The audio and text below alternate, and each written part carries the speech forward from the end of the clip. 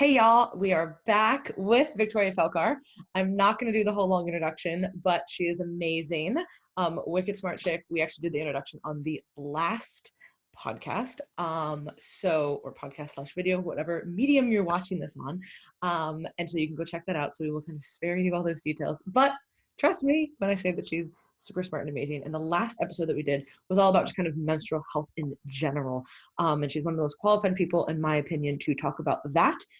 And one of the most qualified people to talk about this topic, which is all about birth control.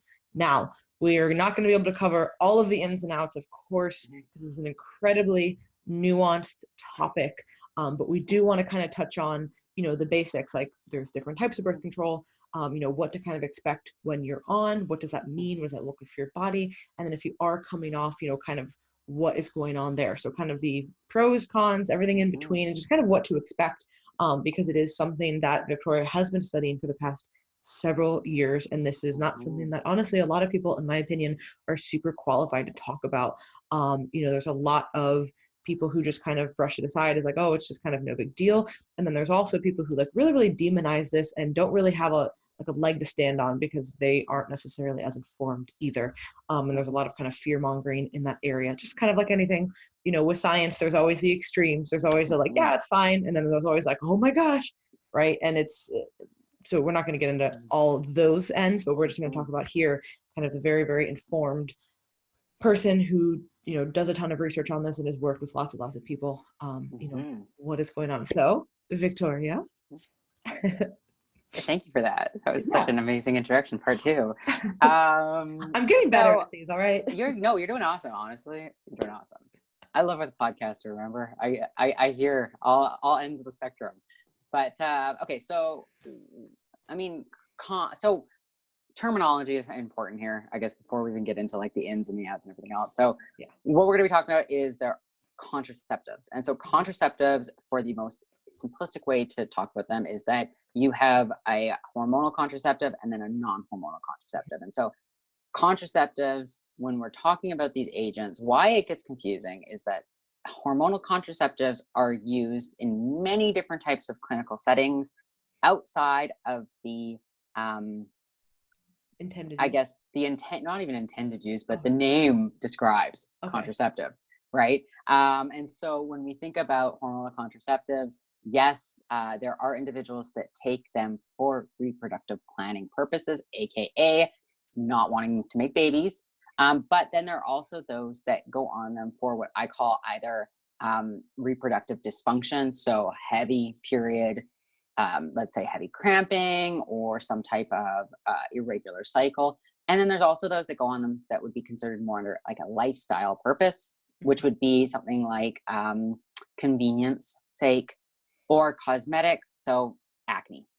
Now, the thing that is really important, I guess this for me is one of the key pieces of the conversation that's not being had often, is that when we have to strip back the layers and actually think about, okay, what is happening and why are there different types of drugs? How are these drugs affecting the human body, and why are people going on them in the first place? I think the whole question of like, why are you going on it, or why did you go on it in the first place, is really important to not only be able to help create healthier use if you're staying on it, or to be able to create a healthier and possibly easier transition off of it if you're deciding to go off of it, whether you've been on it for fertility reasons or some type of like health dysfunction reason.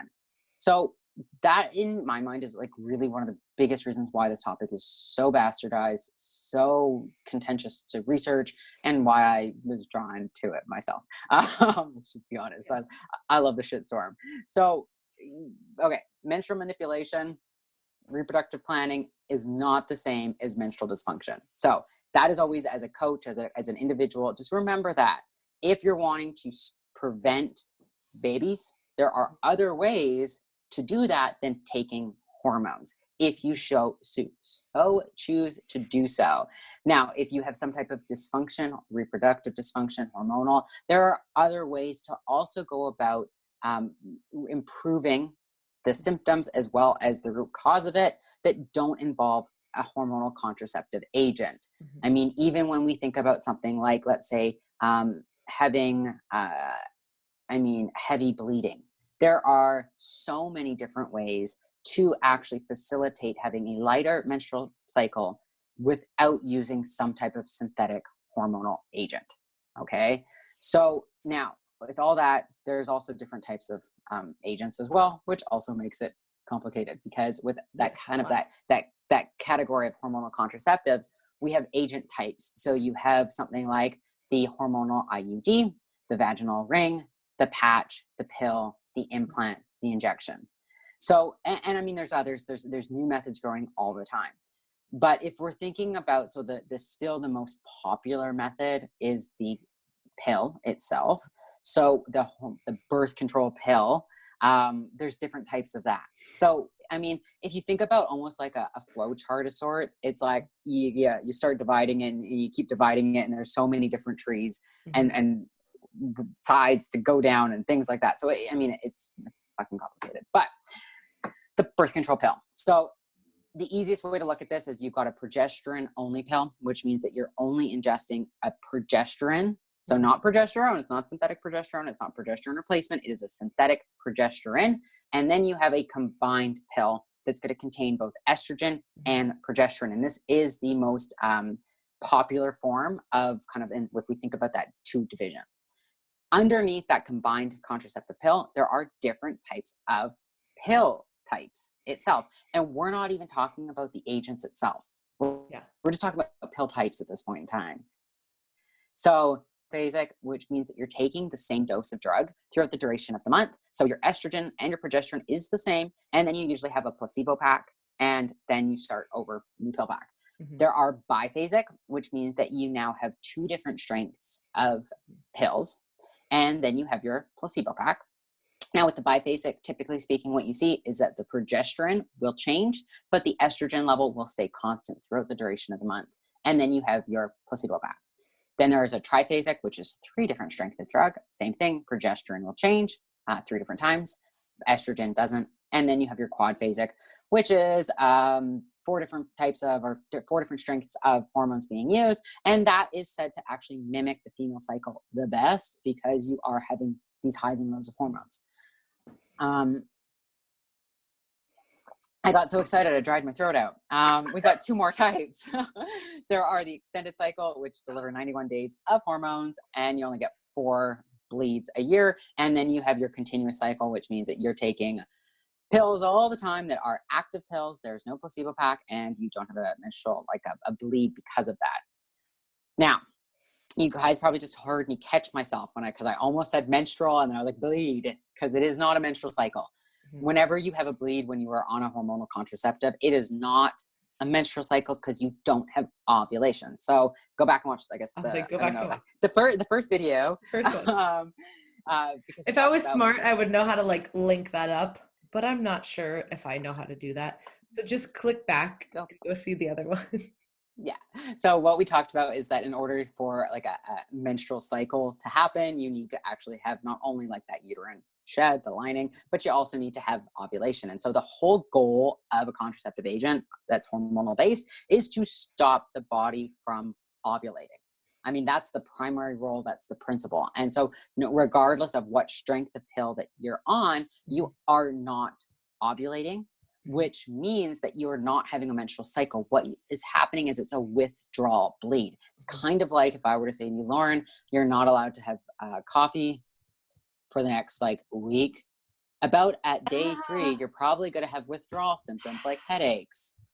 As a result. Day 3? Oh, you're really you believe in me, huh? I do. I think the first couple of days you're going to be like, I got this. And then all of a sudden it's whoosh.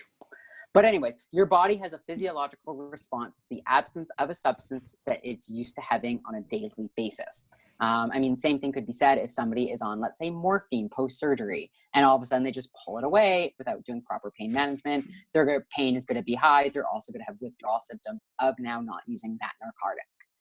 So you have these withdrawal, and in the form of hormonal contraceptive agents, that withdrawal symptom is a bleed. It is not a menstrual cycle. It's merely the sloughing and the lining getting cleaned.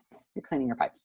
And so the basics of oral contraceptives are the progesterone is in there, in order to prevent pregnancy. So the whole goal of progesterone is to stop ovulation by preventing fertilization, to thin the uterine lining to prevent implantation from happening, to thicken the cervix, which then will also prevent sperm from being able to actually enter the uterus. And now the estrogen, its role is to boost the contraceptive effects of progesterone, to prevent ovulation, and to actually help with the better cycle regulation.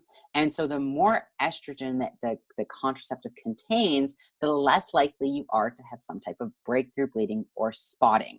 So when we go back to that mini pill that doesn't have any estrogen, this pill type is actually, it's the most kind of unstable out of all the different brands, because you're not having any estrogen, which means you're more likely to have breakthrough bleeding, as well as you're more likely to have like the timing of the dose is really, really important. You don't have the same forgiveness that you do with an agent that is containing estrogen as well.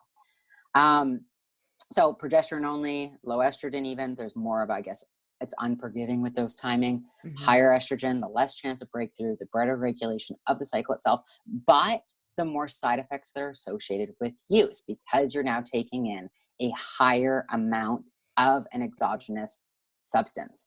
And so if we think about an anovulatory cycle, you're still creating estrogen, but you're not creating progesterone.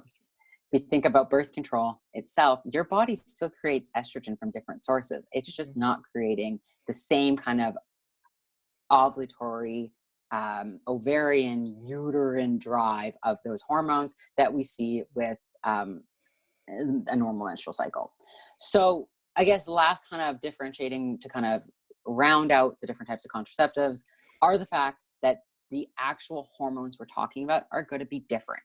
So there are different forms of synthetic estrogen that is used in contraceptives, and there are different forms of progesterone, which is called a synthetic progesterone. We call it a progesterone. So the spelling is different on it. And these are going to do different things, and there's different side effects associated with different forms of either estrogen or progesterone.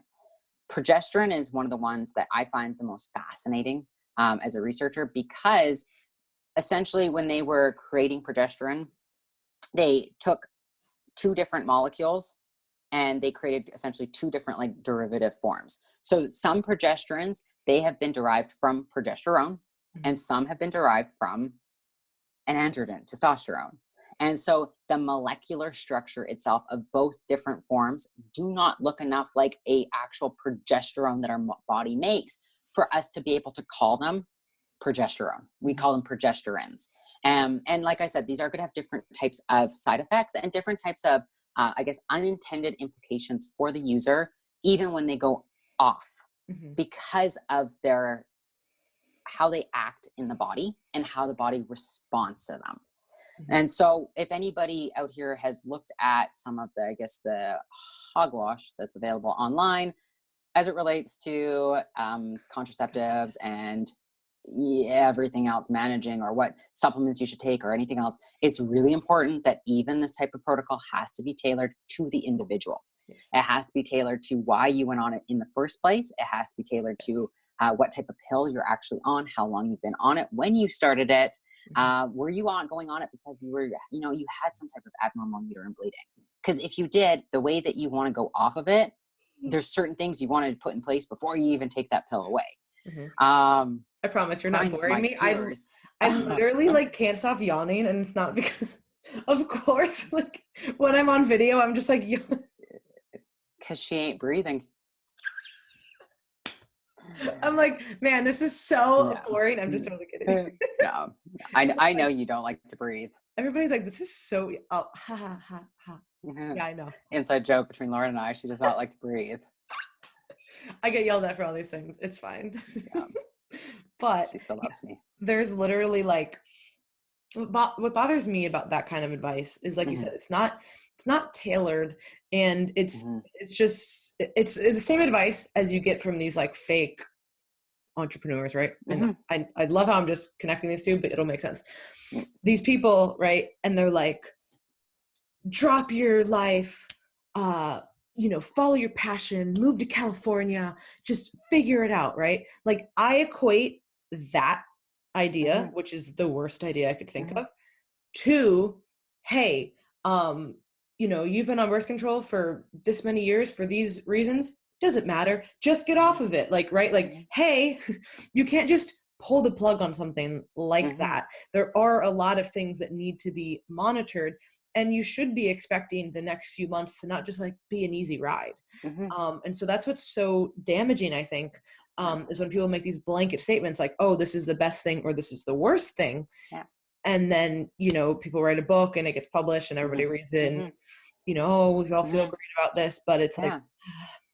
Yeah. And if we go, like, let's look at the research. The research on hormonal contraceptives have been contentious right from the get-go. And so going back into like a little bit of where these drugs came from, synthetic estrogen and synthetic progesterone are essentially what we're talking about. And these are two steroids. They are steroidal compounds that can be used either on their own or together.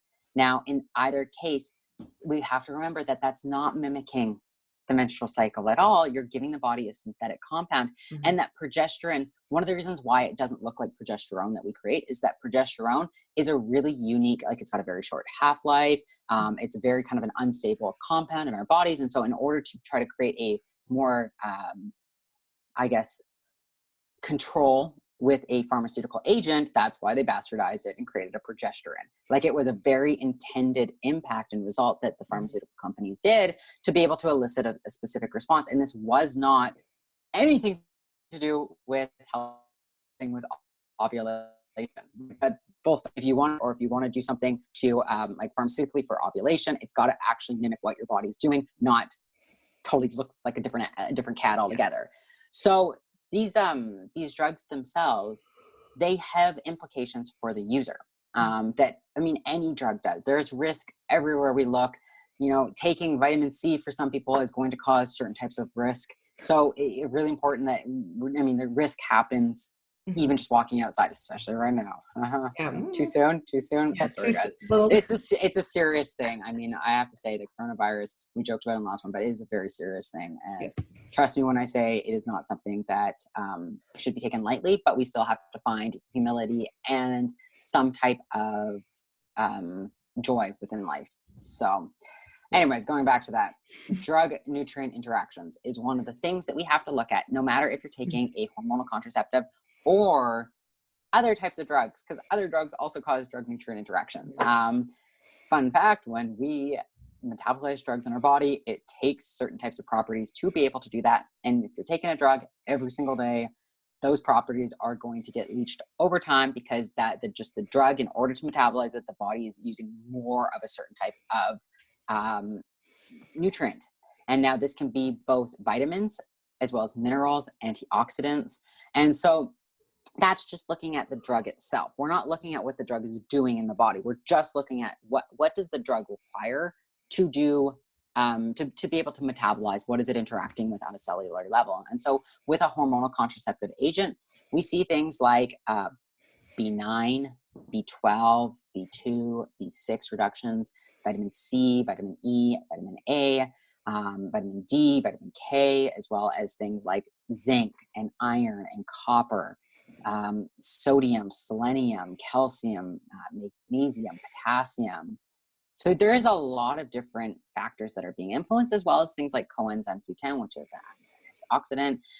And then there's also, we're just talking about the drug nutrient interactions. There's also interactions that we're having with our liver itself.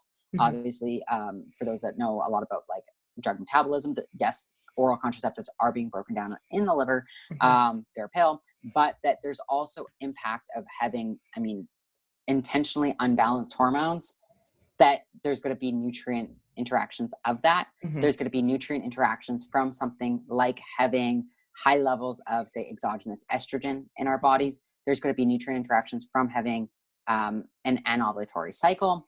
So there are, that's what I mean. Like, it is just really complicated. I think one of the things when I teach this type of information, it's like, imagine this ball of yarn that's all tangled up, and you're trying to pick out one string. And even if you grab that piece of yarn, nothing moves. It doesn't come out. The ball doesn't take shape. Unlike what some people try to tote is that you take that piece of string and the whole ball just magically unravels. There's no knots, there's no intricacies. It's as simple as that. And it's not. So silly to think that for really anything. Yeah. So why absolutely. would it be so easy for this? Absolutely. Kind of like what I don't understand. Yeah. And when we think about something like, if somebody has, let's say the research on it itself, looking at glucose metabolism. So it's really interesting because one of the things that has been kind of debated for a long time now is, do these drugs impact glucose metabolism? Well, there's so many different variables that make researching this very, very complicated, such as what type of pills somebody is actually taking. Mm-hmm. So in some of the athletic studies that have been done on individuals, that even untrained versus trained groups or kind of elite athlete status, they're not looking at a single type of hormonal contraceptive agent. They're not saying like, hey, everybody here is on a biphasic contraceptive. They're just utilizing this form of estrogen and this form of progesterone. They're saying, okay, these are contraceptive users. And I'm like, that's bad research. Not only that, they're not looking at how these people, you know, not before they went on, they're looking at them when they've sometimes been on it for years. They have all different types of sports that they're playing, which we know impacts glucose metabolism and homeostasis. They've got all different set points. They're not measuring things like inflammation. They're not doing longitudinal studies. Like the research on it is shit. And I can say that with confidence, that the research in particular on athletes as it relates to contraceptives and hormonal contraceptives is absolutely, it needs a lot more work and a lot more attention. But I also will go back to what I always say in the fact that science is imperfect. And when it comes to a topic like this, the science is going to be imperfect. So we have to look at pathways. We have to look at, just like what, you know, with methodology, we have to look at the theories. So how might synthetic estrogen influence blood glucose, just, you know, in a petri dish? And then now let's look how it's going to do that in the body. And then now let's look at how it's going to do it in an individual that plays this type of sport, that has this type of reproductive history, that has all these other variables going on. I mean, sleep disturbances influence glucose homeostasis. Oh, yeah. So it, yes and no, birth control can cause some people to gain weight. But again, it goes back to what type of agent they're on. Yes and no, birth control can cause, you know, elevation or influences for nervous system and central nervous system demand. It can cause issues with blood pressure. And it always, though, we have to go back to what's the root cause of these issues, and how do we then begin to manage them? Yeah. You know, genetic predispositions and you know, absolutely, what are you doing in your lifestyle. There's absolutely, that's terrible research. And I remember one of the things, Lauren, you and I talked about before was, I was saying that I was noticing online that there were certain programs for, you know, how to use contraceptive healthy, and they were giving people a shit ton of factors that literally was making them over metabolize the drug. So the drug now wasn't doing what it was supposed to be doing, because when they looked at either the lab work or whatever the person based their formulas on, they weren't taking into consideration that when you're on a compound like this, you are going to see some alterations. You're not going to expect to see somebody that has this perfect blood work that looks exactly like it did when they were off of it. Like that just is not what happens. And so it scares me, because now you could have somebody who thinks that they're taking something for, let's say, contraceptive reasons, and the drug's it's not doing its job anymore. Yeah. And so it's going to look a lot different. So just to go back to, though, like, what are these drugs doing when we take them? Like I mentioned, they have numerous implications, not only because of the drug itself, but also the actions of that drug on the body. So what is it not allowing the body to do? And in this case, it's ovulating. So bone health, I bring up all the time, because it's something that when you're in your 20s and 30s, you're not really thinking about. It's usually when you're, you know, in your 40s and 50s and potentially facing low bone density, you're then going like, oh crap. So when you're not ovulating, we're not able to actually create the bone integrity that's required for later on in life, because progesterone has such a profound impact on how we are able to preserve our bones. Now, as an exercising group, yes, we're going to be have that kind of positive impact of exercise and nutrition to help us out. But at the end of the day, if you're not ovulating, that is going to have potential long-term consequences.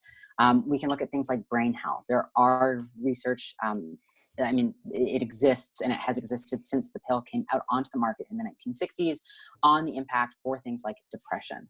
Now, this doesn't mean that everybody who's on it is going to get depression. It just means that there has been found to have higher rates of depression in certain users, in particular with certain types of pill types. Okay.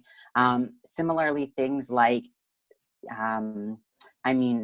thyroid dysfunction, that because estrogen has estrogen and progesterone have a really important impact on our thyroid.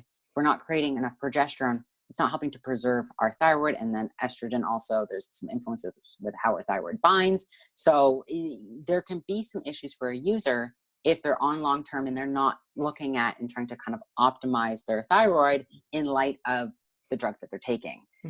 Same thing with, antioxidants and oxidative stress. And so oxidative stress has been shown to potentially be altered in users, but that's something relatively benign that an individual can help to improve. I mean, if you know that a contraceptive agent, hormonal, is going to induce a lower total antioxidant capacity, eating a nutritious diet is going to go a really long way in actually being able to digest and absorb the nutrients from that diet. I mean, yes, there's other types of supplements you can take too, but that's the best place to start, right? We can't go all into these extremes. Taking something like DIM while on an oral contraceptive, I can say there's not research to support this. Therefore, the impact of doing so, we simply do not know. From a theoretical perspective, does it make sense? Well, possibly if somebody has a higher estrogenic state, sure, balance them out, whatever. But from a cellular, changing stuff. Yeah, we just don't know the impact of that. And fat loss is another great one. So does birth control impact fat loss? Again, it depends on the individual. It depends on their body and how they respond. I have found personally within kind of the research and the data on this is that there are a lot of individuals that anecdotally discuss and talk about fat loss. And it actually is one of the major reasons for why there's discontinuation. However, the data that they've done on this, like I said, it's not the greatest. And so there are people that go out there going like, oh no, there's no impact. We found no impact. And I'm going like, okay, now let's look at what you're actually saying. You have this data set, even systematic reviews, that you're looking at research that's not the greatest, that had high withdrawal, that had high levels of people quitting, that also wasn't looking at these predisposing kind of factors.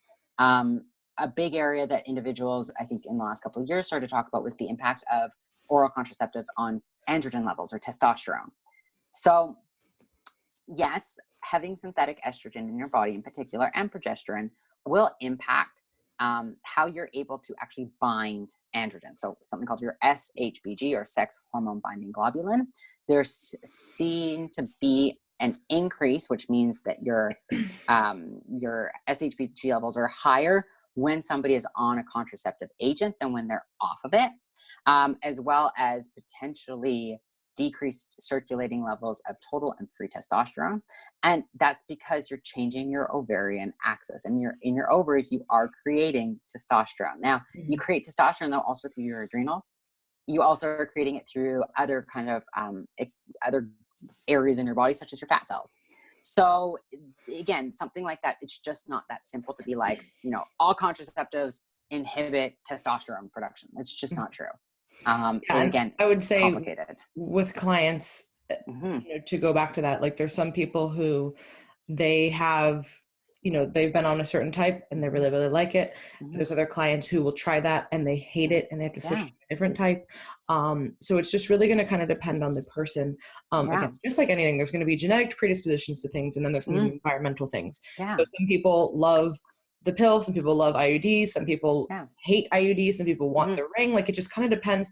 And then as far as getting lean, I've had innumerable amount, lots and lots of clients, can't say that right word. Lots of clients, we're going to not try and sound smart. Lots of clients who have gotten super peeled on birth control, right? Obviously they weren't part of a research study, but it is totally possible. Likewise, there's people who've had different side effects, and not necessarily even weight gain, but just these kind of downstream things that are affecting them, whether it's physiologically or psychologically, that is inhibiting that. So you can't really say one way or the other. So kind of like to Victoria's point, there is no one answer here. There's no one Band-Aid. We really just have to say, okay, hey, what works for you? Kind of going back to that first episode that we did, tracking things, like tracking changes. You can't just be Yeah. like, oh, this isn't working, and then be like, well, why? Oh, I don't know. Okay, so we need a little bit more feedback here. So if you're having any issues with something, you really, really need to write down feedback. And this is particularly helpful. I just want to touch on it quickly because I know this is like a whole can of worms, but just quickly, when you are trying to if somebody is trying to transition off control, what would be a few key things that you would say somebody should either do, not do, journal, whatever it might be, to help? Well, so one of the great things that you need to do right from the get-go, you just said, which is track. So start tracking right away. Now, the other thing though is that this process is going to look different based off of things like when you started. That's a really key critical point. So if you started on a contraceptive agent in your teens, your reproductive kind of highway of sorts, the control signals from your hypothalamus, your pituitary, your adrenals, your ovaries, as well as the feedback loops, haven't necessarily had the time to develop. So there is theories and research to support that can cause kind of some more issues when you go to come off. Now, if you start on it, say in your 20s, and you've already kind of developed all these highways, these pathways, then that your like the period of coming off might look different. Same thing, like I said, if you went on it for a specific reason, always go back to that. That's really, really important. Like I said, if you're starting it because you have for contraceptive reasons, there are different non-hormonal options you can investigate and look into, but just be aware that some individuals do regain kind of fertility. They have an ovulatory cycle within that first month or so coming off. Sometimes though, that data I do have to question. I know it takes a while to make an egg, so it's a bit complicated. It's going to be different again. I mean, it's going to be different again for everybody. So tracking is first and foremost what I'm going to suggest. Now, number 2 though is time. This process takes time. Research has shown that it's an average of 9 months to be able to regain an ovulatory cycle following the use of some type of hormonal contraceptive agent. Now, as I mentioned, if you've had any other pre-existing conditions, if you have, all those different predispositions that help to maintain hormone homeostasis in your body, if there's variance in that, if you were on a hormonal contraceptive agent that had an progesterone that also had an anti-androgenic impact of it, your hormones and the way that they come back around are going to be different. And it's something that I recommend for individuals that are going off the pill. There are things you can do ahead of time, non-hormonal things. The last thing that you want to do as an individual who's either coming off or, in the process of, you've already decided that's something you want to do, say you just don't know how to do it now, or you're off and you're going like, hey, my hormones are fucked up. What do I do? Don't throw fire at fire. I say the same thing to competitors that have used certain types of hormonal agents or those that are post-prep and they're trying to regain some type of hormone homeostasis. Don't start with agents that are going to impact hormones right away. Work on the other systems. So we know that there is an impact of hormonal contraceptives on the liver and liver health. So work on improving your liver health, not so you're over metabolizing the drug while you're still on it, but basic type of things that are going to help with bile production, bile flow. And then after you come off, maintain that, stay on that for the first couple months, because you're going to help now clear help your body metabolize hormones and excrete them, digestion. Make sure that you're pooping every day, women. Make sure you're pooping every day. I'm going to say that again, because estrogen recirculates. So we need to make sure that if we're trying to maintain some type of hormonal homeostasis, and we know that we might have some weird flip-flops of estrogen as the body's trying to kind of regain an ovulatory cycle, that having that regular bowel movement every day is actually going to help create homeostasis. So, looking at things like your diet, looking at things like sleep, because sleep can be altered by the menstrual cycle and reproductive hormones. And so doing what you can to try to create certain times, so I call them like boundary setting. So what can I do to be able to anchor my sleep? So I've got to have a habits and or even just steps to be able to help me go to bed at night. So what time I'm going to go to bed, what's my nighttime routine, that type of thing. And then also waking up, because our neurotransmitters, it's our neuroendocrine system. So neurotransmitters also impact our hormones. What can I do from a physical activity standpoint to help?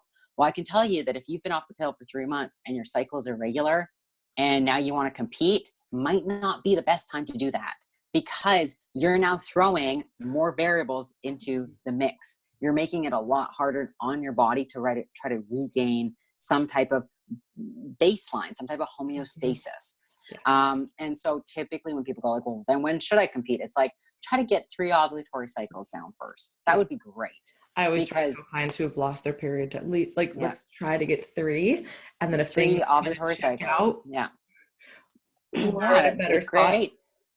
And all of the feedback that you just gave for getting off the cycle, because again, this is going to be a video that's not going to be something that, you know, everybody can take and apply right away. Hence, everything we've said is very, very individualized. But all the things that you just talked about there are all lifestyle things that we really can, you know, you can use to put yourself in the best situation. So making sure that your stress management is on point, making sure that your diet is on point with, you know, high nutrients, good quality food, sleep is on point, you know, all these types of things, you know, taking certain supplements, you know, for liver function, et cetera, not too much, but you know, and I think that that is so, so key, because anybody who is trying to regain any kind of hormonal balance, whether you're on contraceptives, whether you're not, whether you're trying to get off of them, getting on them, whatever it might be, those are really big changes.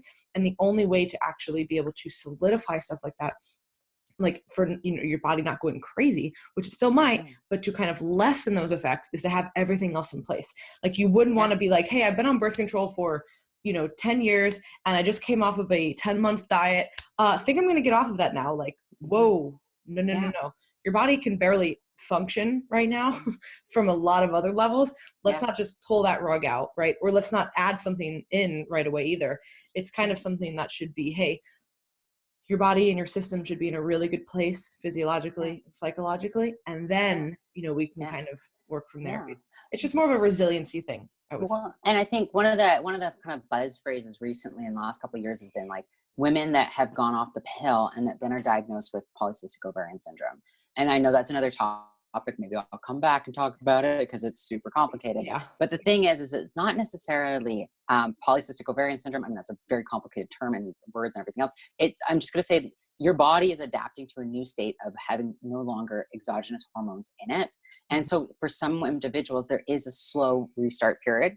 For some individuals, they can kind of have this androgen fluctuation. Like I said, if you were on a contraceptive that had a progesterone that was androgen derived, you might have high androgens and then all of a sudden they like tank.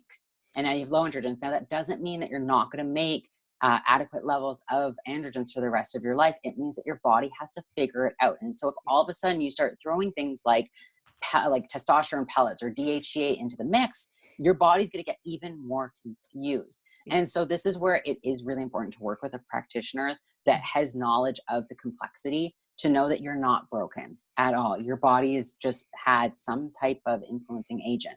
Now, one thing I do suggest people to consider is that something like cramping can be a sign of, I mean, it's always a sign of prostaglandin production, specific type of prostaglandin that also works with estrogen.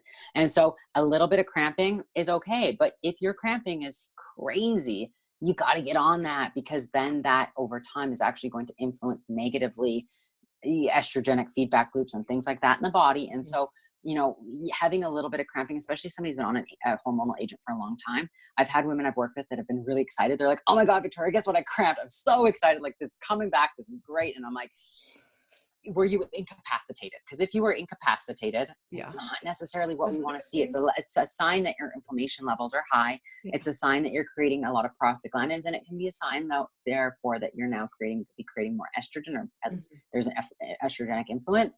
And that then over time, if that's happening, you know, month 1, month 2, month 3, the likelihood of you having an ovulatory cycle is actually kind of low, because you're throwing off your hormonal balance. And so menstruation shouldn't be life altering or crippling. Yes, you should feel it. And if you don't, cool. I mean, awesome. Some women are like, yeah, it just surprises me. Sometimes, like, you know, I should get my period around this day, give or take 3 days. But I'll just be at the gym and all of a sudden I'll be like, oh, yo, there you are. That some women, that's them, and that's awesome. Now, other women, they get maybe a little bit more, they get a little bit of cramping, but the cramping should not be life altering. Oh my God, life altering. Same thing with acne, like a little bit here and there can be a sign of everything's fine, but it can also be a sign that something greater is going on with your levels of estrogen, progesterone, and androgens. Mm-hmm. Digestion disturbances or fluid retention or breast tenderness, all of these things, they can be really great markers. And that's why I actually suggest people don't necessarily just do a yes and no scale like a lot of the apps actually do try to do. It's not like, yes, you had cramps or no. Utilizing a grading can be really, really great to be able to actually say like, hey, I had 2 pimples on my chin. They were small. They weren't cystic acne. So that's like a 1 out of, let's say, 5, versus a 5 would be like, I had cystic acne everywhere post ovulation. My diet was on point. There was no other reason why I should have gotten them. So kind of putting things in context, especially in that post pill area, and not just post pill, but post IUD, like hormonal IUD or injection or whatever it might be. So I guess just to recap is that there are a lot of different things that the pill is going to do, both from a hormonal, kind of getting the hormonal balance back, but then also how it's influenced other systems in your body. Time is going to be your best tool, and also controlling for lifestyle variables to try to just create as much homeostasis for your body and compassion for your body too, right? Like that goes a huge way. That's the same, honestly, advice that people have. The same advice for, after really harsh diets and after all these big changes, right? And people ask, well, what can I do? What's this, whatever. We're really trying to control your lifestyle stressors. I'm really trying to instill better habits. And then third is literally time. And that's the only thing that you can do, which really, really sucks. And everybody recovers differently. So some people, post diet, post show will recover in 3 months. Other people might take a year. So same thing is going to go for this. And you might be somebody who has, after 3 months, it's like you never even took any, contraceptives. And then it might be somebody else like over a year, they're still dealing with stuff. So don't give up, you guys. It's going to be a time thing. It's going to be incredibly dependent on your situation, like Victoria said. So if you are interested in any more information from her or doing consulting with her, because she is amazing and she does offer that, give them the information on that. It is just at my website. So victoria@victoriafelkar.com. Yes. So do that. Send her an email. Go to her website. She is awesome with consulting. I cannot recommend anybody more than her. So thank you so much for tuning into this series. If you want to hear more about kind of just menstrual health in general, and just, cycle changes, go to the first episode /video. And you can check that out. And if you have any questions for Victoria or myself, let us know on Instagram. Mine's @LaurenConlon. @Victoria Felkar. There we go. Hopefully she'll check it. We got to get her on social media more to share all this wonderful knowledge. But thank you so much for joining me again. We appreciate it. Thank you for having me. Yeah. And we'll catch you guys next time.